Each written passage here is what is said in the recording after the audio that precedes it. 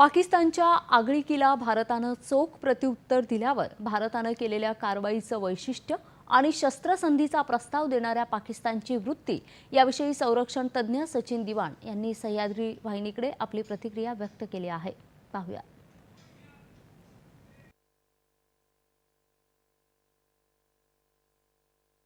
ज्याप्रमाणे Russia Ukraine युद्धामध्ये आणि गाझा आणि पॅलेस्टाईन आणि इस्रायल युद्धामध्ये ड्रोन्सचा मोठ्या प्रमाणावर वापर केला गेला, त्याच प्रकारे पाकिस्ताननं भारतावर हल्ले केले होते. संपूर्ण युद्धाचं स्वरूप आजकाल बदलत आहे, पण तरी आणि अशा हल्ल्यांना रोखणं हे इस्रायल सारख्या आयर्न डोम सिस्टीमला देखील अवघड गेलं होतं. पण गेल्या 4 दिवसात पाकिस्ताननं जे काही संपूर्ण पश्चिम आघाडीवर आपल्यावर हल्ले केले ते सर्वच्या सर्व भारतीय यंत्रणांनी पूर्णपणे विफल ठरवलेले आहेत.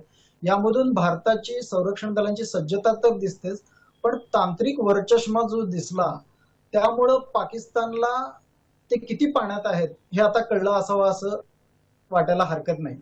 कारण त्यांनी केलेला एकही हल्ला भारतापर्यंत पूर्णपणे येऊन किंवा त्यांनी डागलेली कुठलीही मिसाईल्स भारतापर्यंत पूर्णपणे पोहोचून नुकसान करू शकलेली नाहीत.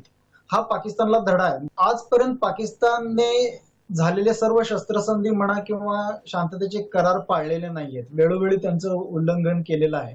भारताकडून कोणतेही प्रोव्होकेशन झालेलं नसताना पाकिस्ताननं वेळोवेळी झालेले शस्त्रसंधी आणि शांततेचे करार एकतर्फी हल्ले चढवलेले आहेत. ते थेट असोत किंवा दहशतवादाच्या माध्यमातून असोत. या हल्ल्यांना भारताने गेल्या काही वर्षांमध्ये प्रत्युत्तर दिलेलंही होतं, पण तरी देखील पाकिस्ताननं पुन्हा पहलगाम इथं हल्ला करून त्यांचे मनसुबे दाखवून दिलेले होते. अशा वेळी पाकिस्तानला एक जरब बसवणं महत्वाचं होतं आणि ती या ऑपरेशन सिंदूरच्या कारवाईमधून व्यवस्थित बसलेली आहे.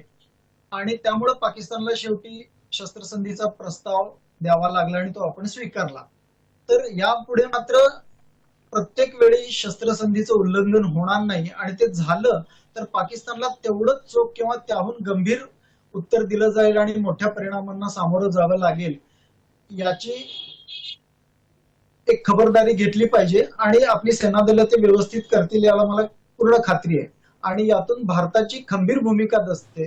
तसेच सेनादलांचा पूर्ण कारवाईमध्ये जे काही सेनादलांनी पाकिस्तानवर वरचढ ठरून त्यांचे सर्व मनसुबे विफल केले ते अत्यंत योग्य होतं. चांगली कारवाई केलेली होती. यानंतरच्या बातम्या थोड्याच वेळात.